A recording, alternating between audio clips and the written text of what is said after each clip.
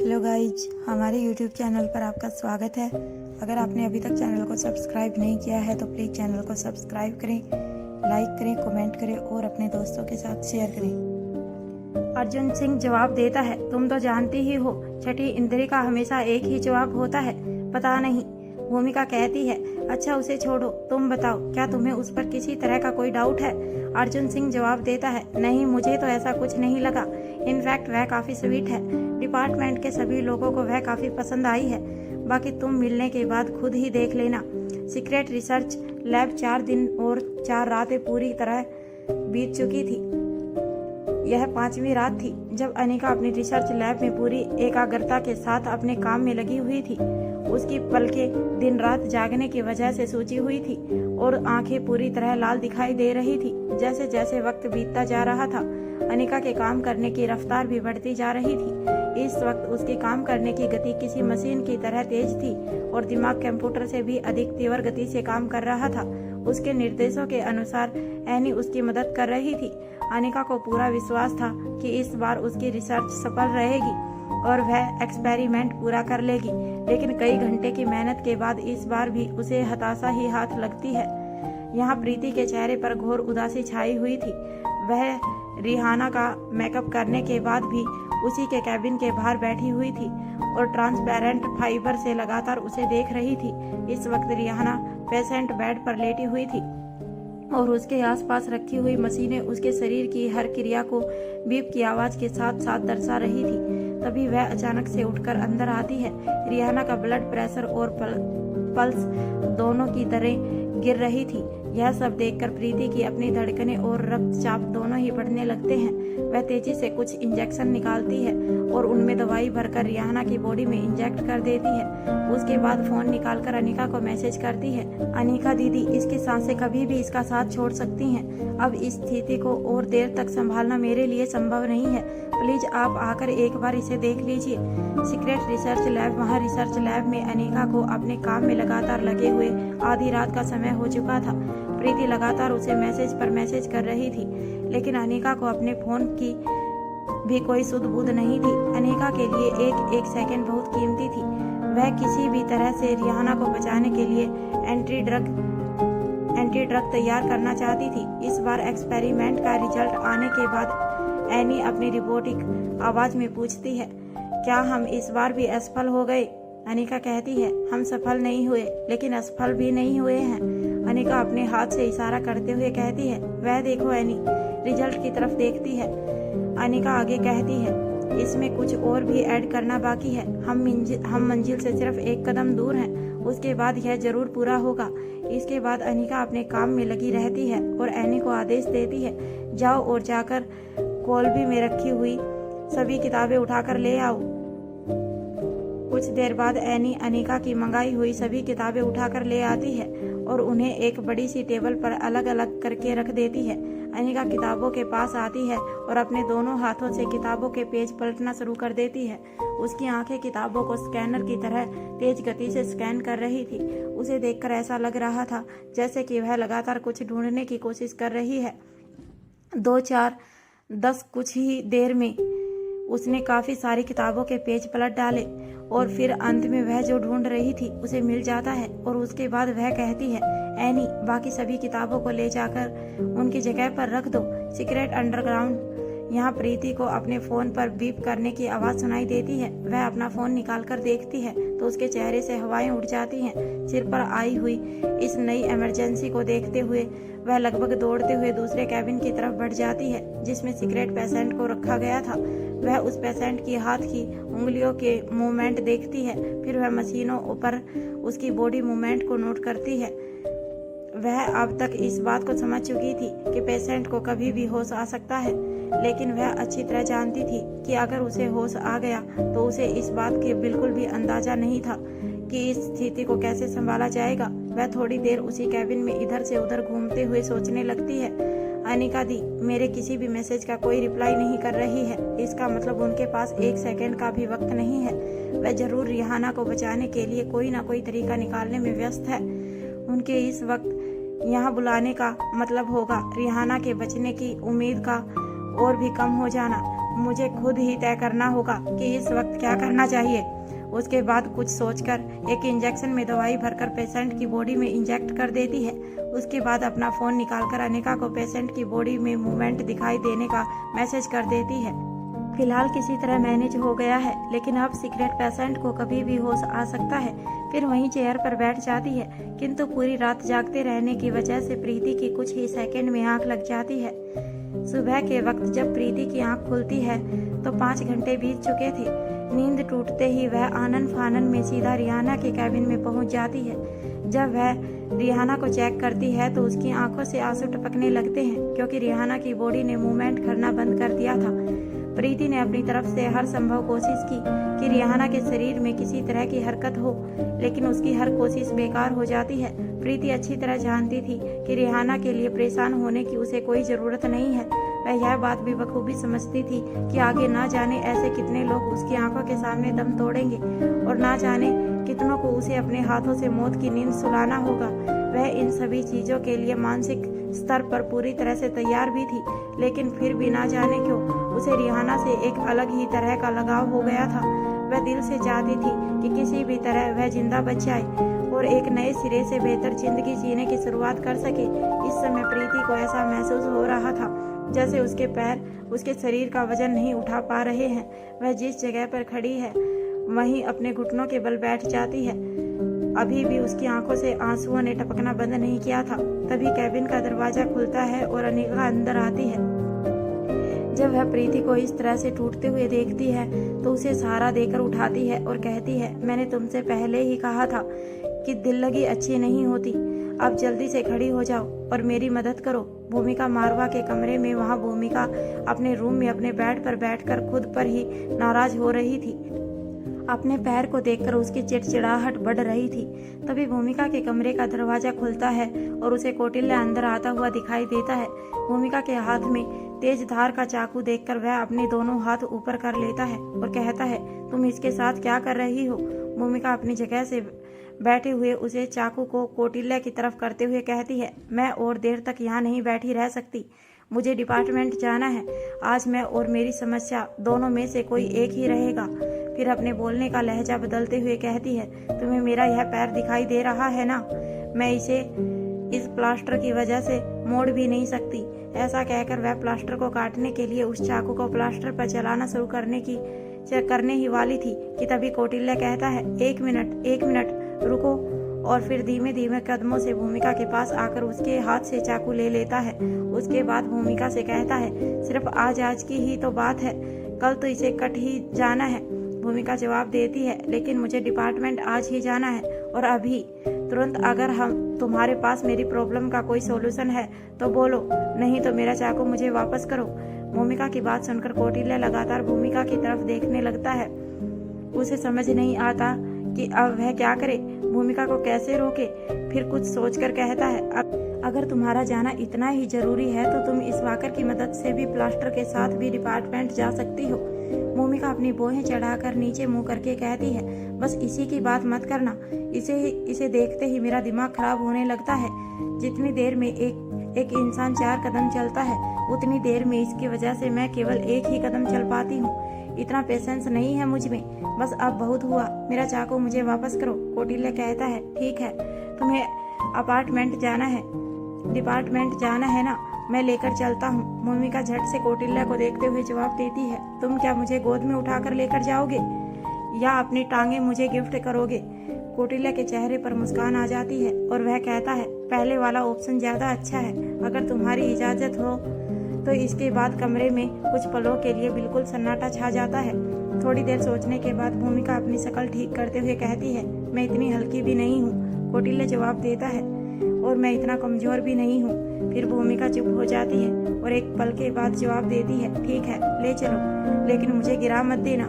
कौटिल्य को अपने पूरे शरीर में गुदगुदी महसूस होने लगती है। उसे ऐसा लगता है जैसे खुशी की लहर उसके पैरों के तलवे से होते हुए आगे बढ़कर दिमाग की नसों में घुस गई हो।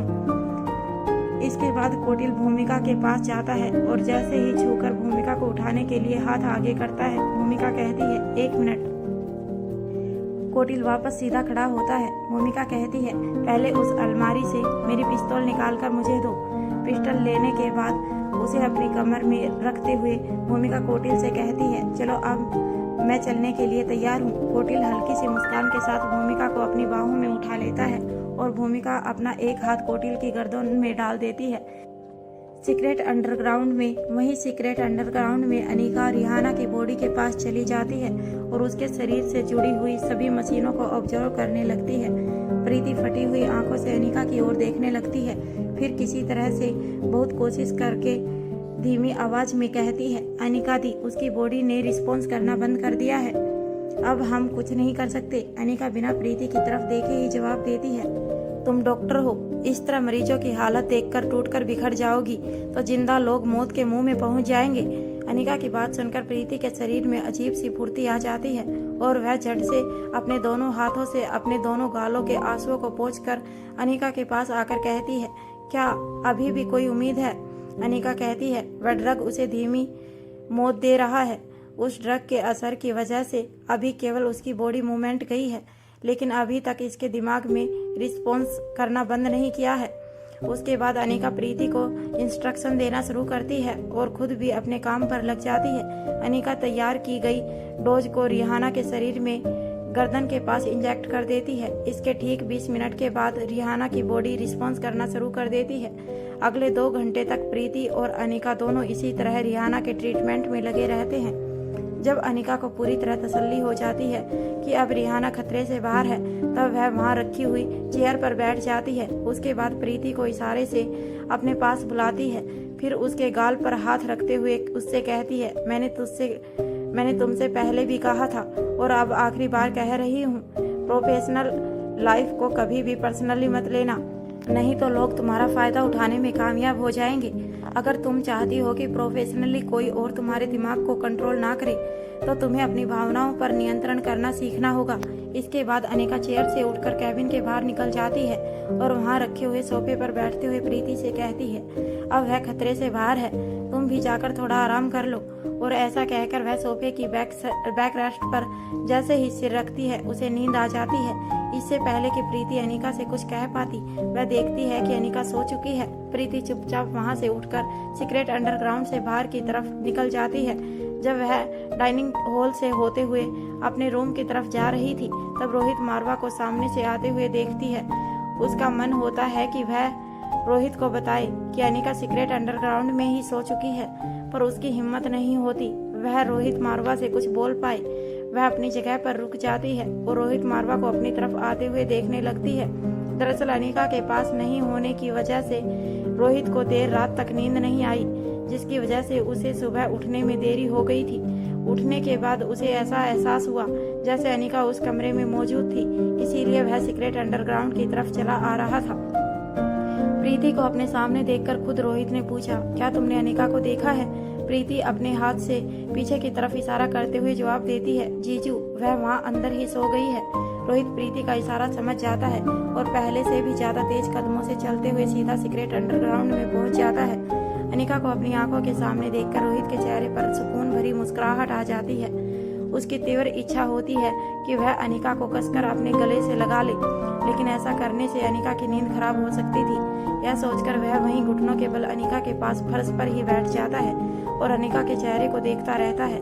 इस वक्त उसे ऐसा महसूस हो रहा था जैसे वह कई सालों बाद अनिका से मिला हो। उसका बीता हुआ हर एक पल एक साल की तरह था।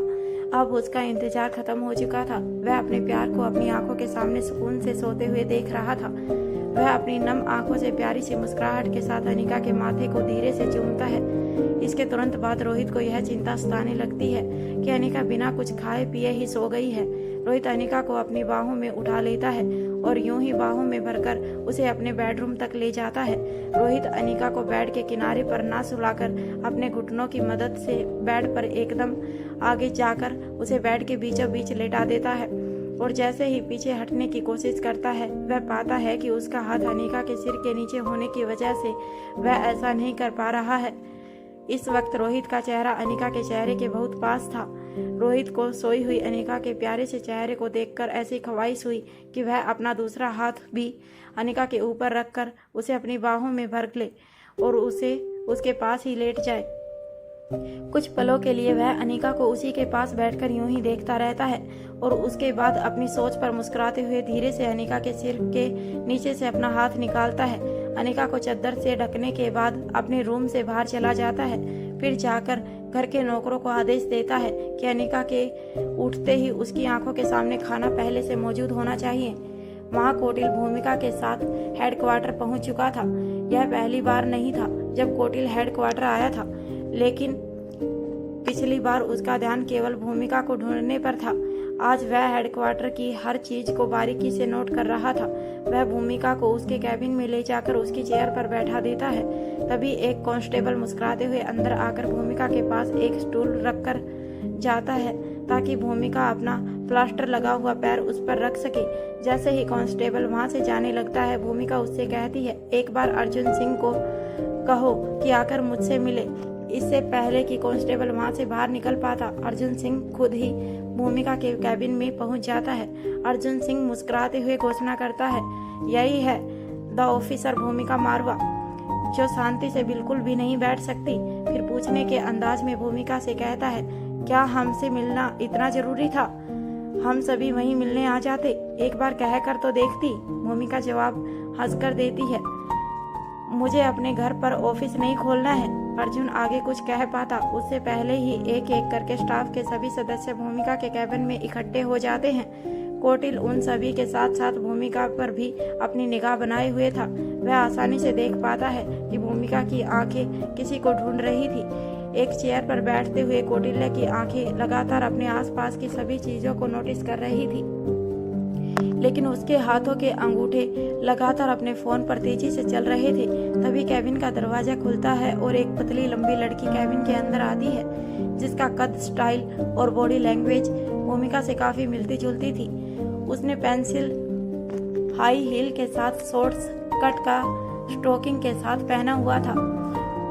उसने अपने स्ट्रेट लंबे बालों को हाफ टाई करके खुला छोड़ा हुआ था। चेहरे पर लाइट मेकअप के साथ स्माइल और आवाज में मिठास के साथ विनम्रता उसके व्यक्तित्व को और भी ज्यादा निखारती थी। भूमिका की आंखें जैसे ही उसकी आंखों से मिलती, वह तुरंत बोल उठी, भूमि मैडम, अब आप कैसी हैं? भूमिका जवाब देती है, पहले से बेहतर हूँ। वह लड़की पलटकर उत्सुकता दिखाते हुए बोलती है, ना जाने कब से मैं आपसे मिलना चाहती थी। फिर तुरंत चेहरे पर उदासी के भाव लाते हुए कहती है, जब यहाँ आई तब मुझे आपके एक्सीडेंट के बारे में पता चला। आई एम सो सॉरी, मैं आपसे मिलने अस्पताल नहीं आ सकी। मैं उसी दिन यहाँ शिफ्ट हुई थी, इसीलिए बहुत सारे इंतजाम करने थे। फिर मुस्कुराते हुए आगे कहती है, लेकिन अंततः आज मेरा इंतजार खत्म हुआ। भूमिका ने कहा, तो तुम ही हो हमारे डिपार्टमेंट की नई शान। निपुण कहती है, डिपार्टमेंट की शान ऑफिसर भूमिका मारवा है। मैं तो मात्र आपकी बहुत बड़ी फैन हूँ। यहाँ तक कि मैंने डिपार्टमेंट भी सिर्फ आपके साथ काम करने के लिए ज्वाइन किया है, और मैं पहले ही कह चुकी हूँ कि मैं डिपार्टमेंट को अपनी सर्विस केवल तभी तक दूंगी जब तक मुझे आपके साथ काम करने का मौका मिलेगा। भूमिका जवाब देती है, नाइस टू हियर यू, लेकिन डिपार्टमेंट की सर्विस कंट्री के लिए है, किसी एक ऑफिसर के लिए नहीं। मुझे तब ज्यादा अच्छा लगेगा जब तुम्हारी सर्विस डिपार्टमेंट के लिए समर्पित होगी। इसके बाद सभी भूमिका के हालचाल पूछकर एक एक करके कैबिन से बाहर चले जाते हैं। भूमिका के इशारे पर अर्जुन वहीं बैठ जाता है। सभी के जाने के बाद भूमिका अर्जुन से कहती है, सही कहा था तुमने, यह बेहद खूबसूरत है। अर्जुन बिना भूमिका की तरफ देखे लगातार दरवाजे की तरफ देखते हुए जवाब देता है, पर तुमसे ज्यादा नहीं। उसके बाद अर्जुन भूमिका को छेड़ते हुए उसके कान में धीरे से कहता है, अपने हीरो की बाहों में तुम बिल्कुल फिल्मी हीरोइन लग रही थी। भूमिका अर्जुन को गुस्से से देखती है। अर्जुन सिंह अपनी बात को बदलते हुए कहता है, ऐसा मैं नहीं, वह सभी लोग कह रहे हैं जिन्होंने तुम्हें देखा। उनके बताने पर ही तो तुम्हें तुम्हारे आने की खबर मिली है। बेचारा तो इतना खूबसूरत दृश्य देखने से भी चूक गया। सिट यार। भूमिका गुस्से का नाटक करते हुए अपनी मुट्ठी को बंद करके अर्जुन सिंह की तरफ करते हुए कहती है, तुम अपने काम पर ध्यान दो, वरना तुम्हारी शक्ल देखने लायक नहीं रहेगी। अर्जुन सिंह डरने का नाटक करते हुए कहता है, आई एम सॉरी, और भूमिका के पास अपनी चेयर को खींचते हुए कहता है, अब बताओ क्या करना है। तभी दरवाजे पर छठी इंद्री नोक करता है। भूमिका उसकी तरफ देखती है तो वह कहता है, क्या मैं अंदर आ जाऊं मैडम भूमिका? भूमिका मुस्कुराकर कहती है, आइए हवलदार साहब। फिर कुर्सी की तरफ बैठने का इशारा करते हुए कहती है, कहिए क्या खास है छठी इंद्री। थैंक यू मैडम कहकर अपनी ही जगह पर खड़ा रह जाता है और कहता है, मैडम वह न्यू आई है निपुण मीना, सबको बहुत पसंद है, उसका व्यवहार भी इतना अच्छा है, मुझे भी पसंद है। लेकिन मैडम ऐसा कहकर वह बोलते बोलते चुप हो जाता है। तभी भूमिका कहती है, जो भी कहना चाहते हो बिना झिझक के कहो। तभी छठी इंद्री आगे बोलना शुरू करता है, मुझे लगता है कि कहीं कुछ। इससे पहले कि वह आगे अपनी बात पूरी कर पाता, कोटिल अपनी जगह से खड़े होकर अपने हाथ से उसे चुप रहने का इशारा करता है। फिर जोर से आवाज निकालते हुए कहता है, आप लोग बाद में बात कीजिएगा, पहले मुझे आपकी मैडम से बात करने के लिए 1 मिनट दीजिए। उसके बाद भूमिका के पास आकर कमरे की तरफ सीट करते हुए एक पेपर लेकर उस पर लिखता है, तुम्हें इस वक्त बातें करते हुए कोई लगातार सुन भी रहा है और देख भी रहा है। भूमिका हैरान होकर कोटिल की तरफ देखती है। अर्जुन सिंह ने भी इसे साफ साफ पढ़ लिया था। वह भी हैरानी से कोटिल की तरफ देखने लगता है। जब कोटिल फिर से लिखता है, अपने एक्सप्रेशन संभालो और यहाँ से बात करना अभी सेफ नहीं है, मुझे थोड़ा वक्त दो, मैं सब ठीक कर देता हूँ। भूमिका अपनी गर्दन हिलाकर हाँ में जवाब देती है और छठी इंद्री से कहती है, तुम जो कहना चाहते हो मैं समझ गई, नए लोगों को कुछ वक्त देना चाहिए, अभी तुम जाओ, मैं तुमसे बाद में बात करती हूँ। जैसे ही छठी इंद्री वहाँ से जाता है, तभी निपुण मीना अंदर आ जाती है और कहती है, मैडम कोई हमारे सॉफ्टवेयर की सिक्योरिटी वॉल तोड़कर हमारे डिपार्टमेंट में अंदर घुस आया है। भूमिका कहती है, तुम्हारे रहते हुए यह कैसे हो सकता है। निपुण जवाब देती है, मैडम यह सॉफ्टवेयर नए हैं लेकिन टेक्निकली उतने अच्छे नहीं हैं, आप मुझे 2 हफ्ते का वक्त दीजिए, मैं हमारे लिए नए सॉफ्टवेयर डेवलप कर दूंगी जिसकी सिक्योरिटी वॉल को तोड़कर इतनी आसानी से कोई भी अंदर नहीं आ पाएगा। फिर भूमिका कहती है, ठीक है, जो तुम्हें ठीक लगता है वह करो, फिलहाल तुम्हें चिंता की कोई जरूरत नहीं है, इस प्रॉब्लम को मैं टैकल कर लूंगी। भूमिका ने जानबूझकर कोटिल बारे में निपुण को कुछ नहीं बताया। जैसे ही निपुण वहां से जाने लगती है, भूमिका उसे रोकते हुए कहती है, निपुण। भूमिका की आवाज सुनकर निपुण रुक जाती है और पलटकर भूमिका की तरफ देखने लगती है। फिर कहती है, जी मैडम। तभी भूमिका अर्जुन सिंह की तरफ देखते हुए कहती है, निपुण की कंपनी तुम्हारे लिए कैसी रहेगी। मुझे लगता है कि अगर तुम अकेले नहीं आना चाहते तो तुम्हें निपुण के साथ मारवा हाउस आना चाहिए। फिर भूमिका निपुण की तरफ देखते हुए कहती है, निपुण, दरअसल परसों मारवा हाउस में एक छोटा सा स्पोर्ट्स डे सेलिब्रेट होने वाला है। मैं चाहती हूँ कि वहाँ मुझे कंपनी देने के लिए मेरे डिपार्टमेंट का कोई तो साथी होना ही चाहिए, लेकिन अर्जुन को वहाँ आने में झिझक हो रही है। क्या तुम अर्जुन के साथ वहाँ आना पसंद करोगी। भूमिका की बात सुनकर अर्जुन सिंह भूमिका की तरफ आंखें फाड़ फाड़ कर देखने लगता है। फिर अपने चेहरे के भावों को संभालते हुए कहता है, निपुण क्यों मना करेगी, वह तो वैसे भी हमेशा तुम्हारे पास रहना चाहती है। निपुण अचानक से ऐसी स्थिति के सामने आने के लिए तैयार नहीं था, लेकिन कुछ सोचकर वह जवाब देती है, मैडम अगर आप बुलाएंगे तो मैं कैसे मना कर सकती हूँ, मैं जरूर आऊंगी। बल्कि मैं तो यह कहती हूँ कि मुझे अपने कानों पर यकीन नहीं हो रहा है। Thank you madam. ऐसा कहकर वह वहाँ से चली जाती है। निपुण के जाने के कुछ मिनट बाद कोटिल कहता है, प्रॉब्लम सॉल्व हो गई है और हैकर इस डिपार्टमेंट के आसपास या फिर अंदर ही कहीं छुपकर बैठा है। जैसा कि निपुण ने कहा कि यह सॉफ्टवेयर उतना अच्छा नहीं है, लेकिन अगर सही कहूँ तो जो सॉफ्टवेयर डिपार्टमेंट इस्तेमाल कर रहा है उसकी वॉल को तोड़ना इतना आसान भी नहीं है। इस तरह के हैकर वर्ल्ड में कुछ है जो इस वॉल को तोड़ सकते हैं। कोटिल की बात सुनकर अर्जुन सिंह और भूमिका एक दूसरे की शक्ल को देखने लगते हैं। अर्जुन सिंह भूमिका की तरफ देखते हुए कहता है, क्या तुम भी वही सोच रही हो जो मैं सोच रहा हूँ। भूमिका एक पल के लिए खामोश हो जाती है और फिर अर्जुन की तरफ देखते हुए कहती है, तुम यही सोच रहे हो ना कि कहीं मैंने मदद मानकर मुसीबत तो घर नहीं बुला ली है। तभी कोटिल अपनी जगह से उठता है और कहता है, मुझे लगता है कि अब मुझे चलना चाहिए। भूमिका कहती है, अच्छा और मुझे वापस लेकर कौन जाएगा।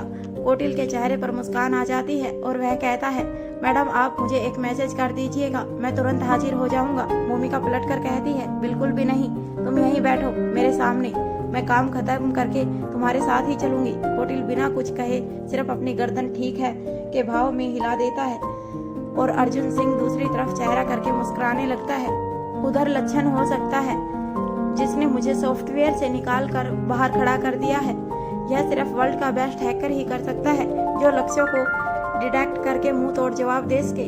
यह किसी अरे गहरे के बस की बात नहीं, लेकिन ऐसा कोई व्यक्ति डिपार्टमेंट के पास कहां से आया और वह डिपार्टमेंट की मदद क्यों कर रहा है, मुझे पता लगाना होगा। मारवा हाउस। रोहित को इस बात का अनुमान था कि अनिका करीब 12 घंटे से पहले नींद से नहीं जगने वाली है और हो सकता है कि 36 घंटे तक भी ना उठे। रोहित अपने ऑफिस से वापस आ चुका था।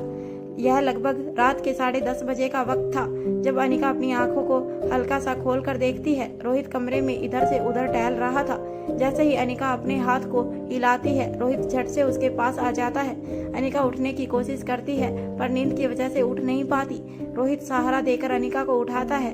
अनिका जब बालकनी की तरफ देखती है तो समझ जाती है कि रात हो चुकी है। वह अपनी नींद भरी आंखों से रोहित से पूछती है, क्या तुमने डिनर कर लिया? रोहित मुस्कुराकर जवाब देता है, नहीं, तुम्हारा इंतजार कर रहा था। अनिका अपना हाथ अपने माथे पर रख लेती है और बड़ी ही धीमी आवाज में कहती है, अगर मैं 2 दिन बाद उठूंगी तो? क्या 2 दिन तक इंतजार करोगे? रोहित बदले में सिर्फ मुस्कुरा देता है और अनिका को सहारा देकर बेड के सिरहाने से टेक लगाकर बैठने में मदद करता है। फिर झट से एक प्लेट में खाना डालकर ले आता है और अपने हाथों से एक एक निवाला अनिका को खिलाने लगता है। इस वक्त अनिका की सोने के अलावा कोई इच्छा नहीं थी, लेकिन फिर भी रोहित की खातिर वह अपनी आधी बंद व आधी खुली हुई आंखों से खाना खा लेती है ताकि रोहित भी खाना खा सके। उसके बाद वह धीमी आवाज में रोहित से कहती है, अगर मैं सोती रह जाऊं तो मुझे कल दोपहर तक जरूर जगा देना। परसों हमारी रिया का कंपटीशन है। रोहित हाँ में अपनी गर्दन हिलाने के बाद अनिका को वापस लेट जाने में मदद करता है और लंबी गहरी सांस लेता है। अनिका को चादर से ढकने के बाद रोहित खाना खा लेता है और सभी लाइट्स बंद कर देता है ताकि अनिका की नींद में किसी तरह की खलल ना पड़े। उसके बाद वह एक तकिया लेकर पेट के बल अनिका के पास लेट जाता है। उसका सिर तकिए पर और दोनों हाथ अपने चेहरे के ठीक नीचे थे। इस वक्त रोहित के मन में सुकून और आंखों में चमक थी। वह प्यार से अनिका के चेहरे को देखते हुए मन ही मन सोच रहा था, बीतते हुए हर दिन के साथ मेरे लिए अनिका के बिना रहना और मुश्किल होता जाता है। प्यार में जितना मीठा सुख है उतनी ही ज्यादा बेदर्द तड़प है। ना जाने कौन है वह लोग जो कहते हैं कि शादी के बाद मोहब्बत कम हो जाती है। कई दिनों के बाद मुझे अच्छी नींद आएगी। इस वक्त बालकनी से आती हुई चांद की रोशनी अनिका के चेहरे पर पड़ रही थी। इस रोशनी के चलते रोहित को ऐसा भ्रम होने लगता है कि यह चांद की रोशनी अनिका के चेहरे पर आ रही है या रोशनी अनिका के चेहरे से चांद तक जा रही है। फिर इसी तरह अनिका के चेहरे को निहारते निहारते ना जाने कब उसे भी नींद आ जाती है। अगले दिन की सुबह जब रोहित की आंख खुलती है तो उसे याद आता है कि अनिका ने उसे आज दोपहर जागने के लिए कहा है। बस यही सोचकर वह फटाफट से तैयार होकर ऑफिस के लिए निकल जाता है। उधर प्रीति सुबह सुबह भूमिका के कमरे में पहुंच जाती है। उसे कोटिल ने बता दिया था कि किस तरह भूमिका चाकू लेकर अपना प्लास्टर काटने के लिए खुद ही तैयार हो गई थी। प्रीति भूमि से कहती है, इससे पहले कि आप फिर इस प्लास्टर को सजा देने के चक्कर में अपने आप को कोई नुकसान पहुंचाओ, मैंने सोचा कि आपके खूबसूरत पैर को इस सफेद भारी भरकम प्लास्टर से बाहर निकाल दिया जाए। जैसे ही भूमिका का प्लास्टर कटता है, भूमिका अपने पैर को हिलाकर देखती है और उसके बाद वह एक्साइटेड होकर झट से प्रीति को कस के हक कर लेती है। फिर उसके माथे पर किस करते हुए कहती है, you are my best sister. मैं तुम्हें बता नहीं सकती मुझे कितना अच्छा लग रहा है। सोचो कितने दिनों से मेरे पैर को हवा नहीं मिली थी। फिर आगे कहती है, हवा की छोड़ो, इसे पसीने और खुजली के सिवाय कुछ नहीं मिला। इसके ऊपर से मेरी मजबूरी देखो, ना इसे साफ किया जा सकता था और ना खुजाया जा सकता था, लेकिन अब इसे सब कुछ मिलेगा। अब यह धरती पर चल सकता है और आसमान में उड़ सकता है। इससे पहले कि भूमिका अपने पैर के साथ उड़ने लगती, प्रीति उसका हाथ पकड़ते हुए कहती है, भूमिका दी, जरा संभल कर, एकदम से इस तरह से इतना प्रेशर मत डालिए। इसे ठंडी हवा खिलाने से पहले गर्म पानी की सफाई दीजिए। इसके बाद दोनों एक दूसरे के चेहरे को देखकर हंसने लगती हैं। रोहित जब दोपहर को मारवा हाउस वापस लौटता है तो देखता है कि मारवा हाउस में जोरों शोरों की तैयारियां चल रही थी। कहीं स्टेज बनाया जा रहा था तो कहीं टेम्परेरी दीवार खड़ी की जा रही थी। जब वह डाइनिंग हॉल में पहुंचता है तो देखता है कि आयशा, मारवा और तीनों बच्चे डाइनिंग टेबल पर बैठकर अपनी ही धुन में लगातार कुछ बातें करने में लगे हुए थे। सभी के हाथों में अपने अपने नोटपैड और पेन थे। वह चारों अपने काम में इतने ज्यादा बिजी थे कि उन्होंने रोहित की तरफ एक नजर उठाकर भी नहीं देखा। इसके अलावा उनके चारों तरफ नौकर खड़े थे। जिस भी नौकर को कोई इंस्ट्रक्शन मिल जाता वह वहां से उसे पूरा करने के लिए चला जाता। रोहित कुछ देर तक वहीं खड़ा रहता है, लेकिन उन चारों में से किसी का भी ध्यान रोहित पर नहीं जाता। अंत में रोहित खुद ही जाकर आयशा मारवा के साथ वाली कुर्सी पर बैठ जाता है। आयशा रोहित की तरफ देखकर कहती है, अच्छा हुआ तुम जल्दी आ गए।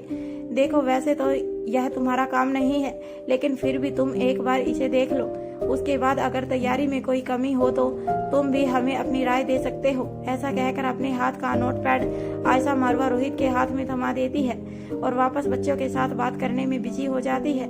लेकिन रोहित नोटपैड की तरफ एक बार भी नहीं देखता। वह लगातार आयशा की तरफ देखता रहता है। जब आयशा को महसूस होता है कि रोहित किसी असमंजस स्थिति में है तो वह रोहित से पूछती है, क्या तुम किसी बात को लेकर परेशान हो? क्या तुम कुछ कहना चाहते हो? रोहित आयशा के पूछने के बाद भी कुछ नहीं बोलता तो आयशा आगे कहती है, कहीं ऐसा तो नहीं कि तुम नहीं चाहते कि कल का सेलिब्रेशन हो? रोहित झट से कहता है, नहीं माँ, ऐसी कोई बात नहीं है। तभी रिया झट से कहती है, आपने अपना कल का दिन फ्री रखा है ना डैड? इससे पहले कि रोहित कुछ जवाब देता आर्यन कहता है, डैड कपल गेम में मम्मा को कंपनी देने के लिए आपको वहाँ रहना ही होगा। तभी अलेक्जेंडर रोहित मारवा की साइड लेते हुए कहता है, डैडी वहाँ क्यों नहीं रहेंगे? डैडी को तो रहना ही होगा। इतने सारे गेस्ट होंगे, वह डैडी के बारे में पूछेंगे तो हम क्या कहेंगे? तभी आयशा मारवा अपनी पहले वाली बात भूल जाती है और बच्चों की बात को आगे बढ़ाते हुए कहती है, देखो रोहित, चाहे तुम्हें कल कितना भी जरूरी काम क्यों ना हो, तुम्हें हमारे साथ रहना ही होगा। यह मारवा परिवार की इज्जत का सवाल है। अगर तुम इस वजह से परेशान हो तो इसका समाधान तुम्हें खुद ही करना होगा। हम किसी तरह एडजस्ट नहीं करेंगे। फिर उनमें से कोई आगे कुछ कह पाता उससे पहले ही रोहित कहता है, प्लीज पहले आप एक बार मेरी बात सुन लीजिए कि मैं कहना क्या चाहता हूँ।